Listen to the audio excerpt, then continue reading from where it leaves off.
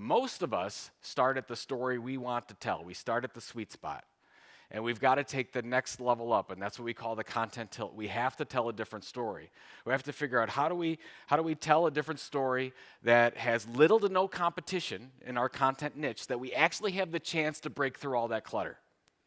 Remember, it can't be broad. We've got to go niche here. We've got to find something that we can actually be the leading expert at something. So we want to tilt that content.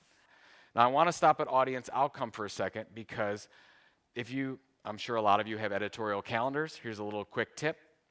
So take whatever software you use for your editorial calendar, whatever spreadsheet is. So just think of your editorial calendar. Here's my keywords. It's a blog. Here's the approvals, and you're kind of going down the line. I want you to add audience outcome to every piece of content you create, because I want you to think about, most of us think about, oh, we need to sell something. We need something. What I want you to do is focus on what your audience needs in every piece of content. Are you trying to help them live a better life, get a better job? What are you trying to help them do? So focus on what that audience outcome is. The other thing is, you can only target one audience at a time. If you're targeting more than one persona at the same time, you will never be relevant enough to cut through the clutter. So instead of what most of us do is we have a story to tell and we basically throw it up all over the web wherever our customers are at, which I actually used to think, well, that's a good way to do it. Not anymore. That's not the way that content brands are successful. You focus on one content type for the most part. Is it audio? Is it video? Is it text and image? Just one. You're just focusing on one core here. One main platform. Is it my blog or website? Is it iTunes? Is it YouTube? Consistent delivery. If you're trying to build a long-term asset that you can monetize and build an audience, it's going to take you a year plus to do that. In all the case studies we looked at in the book, the shortest to monetization was 9 months. The average was 15 to 18 months. For us at Content Marketing Institute, it was 24 months. So what do I want you to do?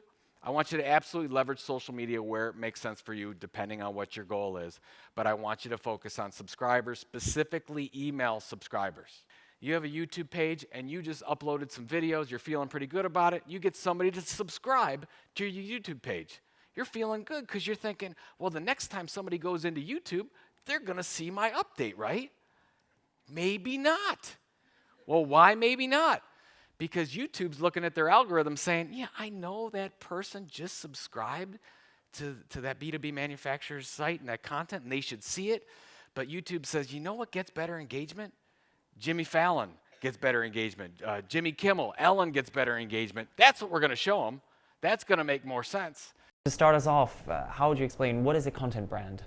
So I think if an enterprise, well, a business of any size, if they're looking to attract and retain an audience over time, you can't really talk about your products and services so much. So what are you going to do? And in a lot of cases, you have a lot of your own product and service information to talk about on your own platforms. Mm-hmm. So in many cases, you're like, well, maybe we should create a separate brand so we can talk about a specific content niche or a customer pain point in a different way and present ourselves as the leading expert over that content niche. And so now you're seeing a lot of brands, like you recently talked to Red Bull that has the Red Bulletin brand. Bulletin is really the brand behind that, even though Red Bull is the author of all that content as it goes. And you've got, let's say, CMO.com is Adobe.